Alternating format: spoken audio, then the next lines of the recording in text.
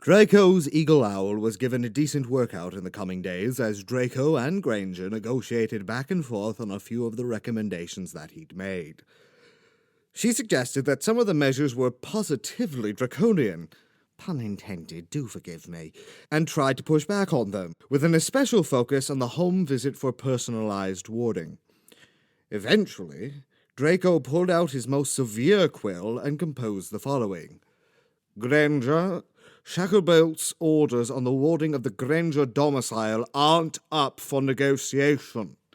Do let me know when would be a convenient time to come by this week for the warding. If you don't, I shall drop by at an inconvenient time by default. D. For Draconium. Malfoy, unsure if you heard my sigh of exasperation from London, so I am recording its occurrence here for your information. I am more than capable of improving the warding on my own property or of hiring a warding firm. But if Shacklebolt is insisting on your particular expertise, so be it. See my schedule for options. I have just updated it.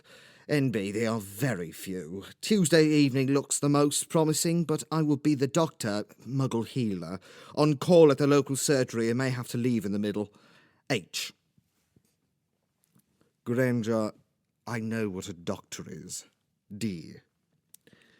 So, what did the home of a nationally famous scholar / war heroine / healer / champion of just causes / researcher in danger look like?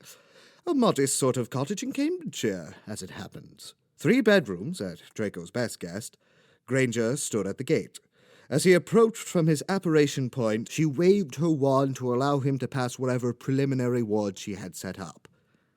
"What's wrong with your face?" she asked as Draco neared the gate. "Always to the point," was Granger. "Bludger." It looks bad." It probably did, too. Zabini had a mean swing. As he neared the gate, Draco saw Granger scrutinizing the injury with a well-practiced eye. She vacillated for a moment, then, apparently unable to resist do-gooding, blurted out, "Do you want me to have a look at it?" "No, I've already put a salve on," said Draco, brushing his fingers against his slowly bruising jaw. "That's going to make a lovely hematoma." "I'm fine. I came here to ward your house, not for a consult." Granger's mouth pressed into a thin line. "Are you going to invite me in?" asked Draco, irked by her standing there, watching him with something like concern. Now he felt like some kind of vampire, angling for an invitation over the threshold. "Come in, then," said Granger, a little snappish, pulling the gate open. Draco saw that she was dressed in another version of the white coat, this time accessorized with a dangling contraption wrapped around her neck. "You've left your auto-asphyxiation device on," said Draco, pointing to it. "It's a stethoscope," said Granger, with an unspoken "you cretin" attached to the end of the sentence. "Right," said Draco, not deigning to request clarification. "Give us a tour and let's crack on." She brought him through the cottage's front room, which might have been a living room, except that it was an explosion of books. "You scolded me for placing a book half an inch out of place. Look at this disaster," said Draco, piqued by the injustice. "It's my digitizing project," said Granger. "It's a temporary disaster." She gestured to a muggle machine in the center of it all, connected to a flattish version of a computer. "Digitizing?" "Yes, preserving magical knowledge through muggle means, as I'm growing tired of lugging enormous books about, of finding irreparably damaged or lost material because some idiot spilled tea on a page 20 years ago, and of having to search for things through ancient record cards like it's 1885. It's a pet project for my rarest volumes. Unfortunately, I don't have as much time to dedicate to it as I'd like." She brought Draco through the kitchen, a rather muggle space, save for the variety of magical plants explosively taking over her window ledges and various potions aglow here and there. There might have been something magical slowly brewing in a cauldron at the hearth, but she swept him past it. "Conservatory?" asked Draco as they moved to the next room. Granger looked at him as though he had just confirmed what a posh twat he was. "A conservatory?" This isn't Ascot's house. The letting agent called it a sunroom. That seemed an optimistic appellation to Draco, who watched January sleet begin to drizzle against the glass ceiling with skepticism. Then an odd orange squash-faced creature appeared and wound its way around Granger's ankles. In another moment of wild optimism, Granger referred to it as a cat. "What's wrong with your cat?" asked Draco, bending over to regard the creature with concern. "Nothing's wrong with him," said Granger. Both she and the creature looked at Draco with great offense. "He's part Kneasel and very intelligent. Aren't you, my darling, my sweetums, my angel boy?" As its ears were massaged by Granger, the cat regarded Draco with an expression of utmost disdain. Then it decided that it had had enough of Granger's attention and turned to leave, its absurd tail held high, so that Draco got a full view of its bumhole. "Charming," said Draco. The tour continued to the cramped upstairs space. 3 small bedrooms, as Draco had guessed, with predictable points of entry that he would have to ward. The first bedroom appeared to be used as a study. Draco noted a kind of plinth in the middle of the space. On it rested a grimoire, very old and damaged, surrounded by the glow of stasis charms. Granger saw what had caught his attention. "A tragedy. Don't ask me about it, or I shall cry." Draco did not wish to deal with bookish snivelling and did not pursue the subject, but he made a mental note of the object for future prying. The second bedroom was quite bare, save for a long mat on the floor, candles, and a cluster of orchids. What ritual was Granger preparing to cast here? He tried to make sense of the candle arrangement, but it didn't match the geometry of anything he recognized. Finally, they came to Granger's bedroom, which she permitted him a glance into with evident unease. Draco couldn't find a civil way to say, "Stop bloody fidgeting. I only need to see how the baddies might try to kidnap you. I'm not here to rifle through your knickers." So he said nothing. An obnoxious jingle began to play somewhere in Granger's vicinity. She pulled a palm-sized muggle thingy out of her pocket and spoke into it. From what Draco understood, she was being summoned to the surgery by means of this device. She confirmed this by rushing past Draco to the stairs. "I have to go. I think you've seen enough to orient yourself. Please set the wards to let Crookshanks in and out. He likes to roam. I'll be back in a few hours." "Crookshanks!" called Draco as Granger tripped down the stairs. "The cat!" said Granger. She disappeared outside, but instead of the crack of disapparition, Draco heard the sound of a motor. Granger was driving a muggle car. The absolute weirdo. Or perhaps not, he thought upon reflection, as he made his way back to the garden. If she was going to a muggle surgery, she'd have to show up by muggle means. An instantaneous apparition at the door would raise questions. As he pondered the overfilled dual life that Granger led, Draco began to ward. After about 2 hours of work, Draco pronounced himself satisfied. The wards would need to be recast every week or so, but no one would be able to waltz in sans Granger's permission. Points of entry and egress were all reinforced with the Aura's standard kit and a few of Draco's own inventions. Underground approaches would be flummoxed by a robust Depellens Penetrationum, and aerial attacks would be rebuffed by a Calais Presidium. The usual assortment of intruder alarms were scattered about. Frankly, for a witch of Granger's relative fame, whose 2 closest chums were now Auras, her protection measures had been paltry. But then it was peacetime, and she was a scholar now, not a child chasing dark objects to murder an evil wizard 7 times over. The half-Kneasel stared balefully at Draco through the sleet from the shelter of the stoop. Draco added the creature's magical signature to the wards and told him so. The creature blinked at him. Draco was unnerved. Just as the rain began to lessen, a car made its way up the drive and behind the cottage. Granger rounded the corner a moment later. "Still here, are you?" "I've just finished," panted Draco. Warding was a magically exhausting task. The half-Kneasel was given a great many kisses on his ugly head as Draco stood by and tried not to look too wet and sweaty. And where was his thank you, if you please? "I shall have to ward your car," said Draco, "if you use it to get around a lot. And the Muggle's surgery if you're there regularly." Granger frowned at him. "My car is brand new. You can't ward it. You'll muck something up." In the face of Draco's confused defense, she added, "Cars have electrical components in them now. Maybe they didn't when you were in Muggle studies." This was said as though Draco was approximately 120 years old and had last taken Muggle studies when cars were called horseless carriages.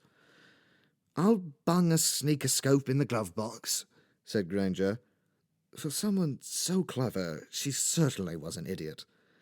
"Excellent," said Draco. "That'll definitely ward off a Bombarda Maxima from 20 meters out. I'll be able to tell Shacklebolt that we've taken all necessary measures to protect you when we pull your charred remains out of the wreckage." The violent imagery was successful. Granger gave in. "Fine, you can ward it, but do try to stay away from the centre bits with all the buttons, next to the steering wheel." Draco's moment of triumph was ruined by a long and echoing hungry growl, unmistakably from his stomach. Unfortunate he was prepared to blame the cat. There was a pause. Granger's eyes flitted to Draco's midriff. She appeared to be struggling between her natural feelings for him and her manners. Then, finally, "You must be famished. Do you want to come in? I've a few snacks. We can go over the recommendations. And the ring." Why, yes, Draco was starving. 2 hours of warding really did take it out of a man. However, there was a 5-course meal waiting for him at the manor. However, he wanted to wrap up this affair and have his next communication with Granger be regarding the return of the ring however many months hence. "All right," said Draco. Draco popped into the loo to refresh himself, which mainly involved scourgifying his armpits, the height of class, his mother would be proud, and attempting some drying charms on his robes. His hair he deemed a lost cause tonight. Not that he had anyone to impress here. And besides, in this cottage, with Granger, the human anemone, and her orange toilet brush of a familiar, his hair still easily won best in show. His entire look was complemented by the magnificent bruise starting to develop along his jaw. He pressed more of the salve into it, annoyed that Granger had been right about how bad it was going to get. He trudged into the kitchen where Granger had the scroll of recommendations and the ring set out upon the kitchen table. She removed her white coat and stuffed it into a Muggle machine at the end of the worktop, judging by the folded piles around it, her washing apparatus. Another long-sleeved top underneath. Who knew that Granger had such aversion to exposing her elbows? The kitchen table was pushed into a corner. Draco therefore took a chair next to Granger. From this vantage, far closer than he'd been to her at any point previously, he noted that she was in possession of a decent pair of tits. However, Granger chose that moment to unravel the scroll, now liberally scribbled with question marks and counter-suggestions, and Draco was unable to feel attracted because he was being suffocated by waves of swat. "Some of my principal concerns," said Granger, nodding her chin toward the parchment, which promised a long and arduous evening of argument. "But first, let's eat something." She rummaged about in a pathetically empty cupboard and popped some options onto the table. As far as Draco was concerned, the principal article of diet was cat hair. He pulled a few orangey strands from his mouth as the cat, damn the creature, wound its way around his chair's legs, looking smugly at him. Granger did him the courtesy of looking abashed when she noticed. "Sorry!" She waved her wand in Draco's direction, vanishing most of the fur. "It does get everywhere. Sometimes I think you can actually will it into existence. Into unspeakable places." Draco, pulling at her hair, said in response, but what he really wanted to say was, "If I find orange fur on my balls tonight, I shall skin that animal with my bare hands." Granger tore open a package of something and passed it to him. "What is this?" asked Draco, holding up one of the things. "Cheesy what's-it?" Which explained everything, obviously. For her part, Granger ate tuna directly from the tin. Cream, Granger, said Draco. It's protein, said Granger. She looked at the mediocre spread that Draco was scowling at and got a bit defensive. I haven't had time to go to the shops. Why don't you send a house out? As the words came out of his mouth, Draco cut himself off, but it was too late. Granger was looking at him like he'd just confirmed, for the second time that evening, what an overprivileged wanker he was. She rose, tight-jawed, to make tea. It seemed an excuse to get away from his immediate vicinity. But whatever, Draco wasn't here to make friends. Granger banged about with the kettle. She looked like she was holding back a certain quantity of Draco-oriented vitriol. He surreptitiously checked his pockets. He did have a bezoar on him in case his tea had any special additives courtesy of the house elf Vigilante. Granger set their mugs on the table with rather more firmness than was necessary. There was no immediate evidence of poison. She had found a packet of biscuits to go with the tea. Draco ate 2/3 of it like a famished thing, and if they were poisoned, so be it. Then Granger straightened out the parchment, seemed to, with an effort, compartmentalize her feelings about Draco the wanker, and became all business. She queried him on the recommendations as though he were an apprentice aura who had submitted this for review, and ought to be grateful for the feedback. And so they argued through the list. On item 14, whether he would add caretaking staff to the laboratory's wards. He conceded. On item 26, whether she really needed to give him notice when she was leaving town. Yes. And if so, how much notice? 24 hours. And on item 33, what constituted a public event? Over 40 people. And on item 34, why did she have to advise him of her attendance at Muggle ones? Because he said so. Could he not make her home unplottable? She had Muggle friends who might want to visit? No. And so on and so forth until they came to item 56. Granger refilled their tea and pulled out another packet of biscuits, given that Draco had stress-eaten the entirety of the first one. So, the ring, said Granger. The ring, repeated Draco. The crux of the thing, the object that meant he could continue his life in happy, Grangerless freedom and still satisfy the minister in Tonks. I've had it looked at by a few experts. It does seem quite safe. They're rather impressed by it, actually. Draco wanted to say, naturally, I'm a genius. Where's your fit-zit now? He sipped his tea self-righteously instead. I've also had a chat with Tonks, continued Granger. She probably told you how much she likes the idea, too. Means you'll be able to take other assignments while monitoring me at a distance. So, all told, glowing reviews all round, with minimal cons, and I am willing to proceed. I do have a question for you, however. Yes, said Draco, even though he had a fair guess about the question. In fact, he was surprised she hadn't asked it earlier. How does the information tracked by the ring come to you? Draco held up his hand and waved his wand at it, cancelling the notice me not charm there. Ah, said Granger, as the silver ring on Draco's finger came into view. Her gaze flicked from Draco's ring to the one on the table. Then, after some private deliberations in that overlarge brain of hers, she said, quite intelligently in Draco's opinion, I shan't ask any more questions about the original use of these things. I feel that further details might put me off the whole affair. Good shout, said Draco. Because, yes, these ancient rings had long been worn by married couples in the Malfoy family. His mother had removed hers many years ago, following Lucius Malfoy's death in Azkaban. The ring's silence was a constant reminder of the loss, and she could no longer bear to wear it. Draco had modified the ring so that there would only be one-way communication between Granger's and his. He certainly didn't need her being alerted every time his heart rate spiked when he was having a morning wank, thanks. Living on in happy ignorance of these thoughts, Granger asked, Is there anything special required to do, or do I just put it on? I'll do it, said Draco. It needs to be done by the person wearing the ring's, mate.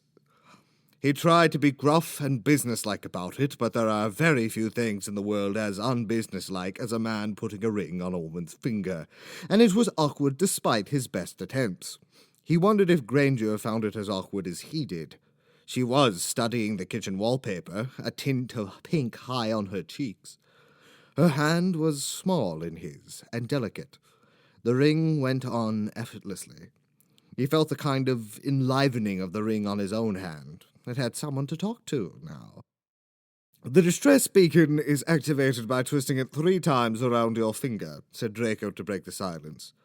"Do that and I'll apparate you immediately." Granger snapped away from her fascination with the wallpaper. "All right. Do reserve it for critical situations, Granger, not because you found tea spilled on a book." "I'm very much hoping I'll never have to use it at all." She looked at the ring glinting on her hand. "At least the thing didn't immediately try to kill me." "Don't get too comfortable. It could be playing a long game." Draco tapped the scroll they had discussed ad nauseum, integrating the scribbled result of their back and forth into a clean version. Then he created a duplicate for her. "Now that we've finalized this, you must stick with it.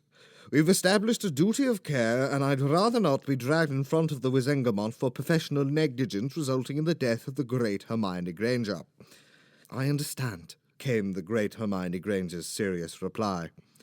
"Good. Now, before I go, one last thing." Draco dug a hand into his pocket. "My owl's lost 1/2 pound of weight since we've been communicating, so I—" "Fate in more treacle's heart," interjected Granger. Her cat was on her lap, finishing the tin of tuna. "I've decided to give in to the trend and buy these things," finished Draco. He placed a pair of the Weasleys' jabbering jotters on the table. "You've probably heard of them, all the rage amongst the younger generations. Ours aren't quite the thing anymore, not immediate enough. In Draco's opinion, a sad end to a long wizarding tradition. One couldn't write a strongly worded letter on a jabbering jotter. One simply couldn't." "I am familiar with those," said Granger. She was very obviously holding back a smile. Draco weighed the pros and cons of asking for the reasons behind the smile. He decided against. Between her and the cat, the level of smugness in the room would soon asphyxiate him. "So, you know how they work?" asked Draco, passing her the small magical notepad. "Oh, yes," said Granger, accepting the object. "Thank you. I feel bad about your owl." "He'll recover and soon grow fat from lack of exercise." His job here done, Draco rose with a general mutter of thanks for the tea.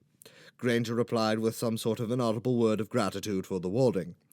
The cat attempted to trip him and break his neck on the way out of the kitchen. Draco decided that that was a suitable end to an unpleasant evening.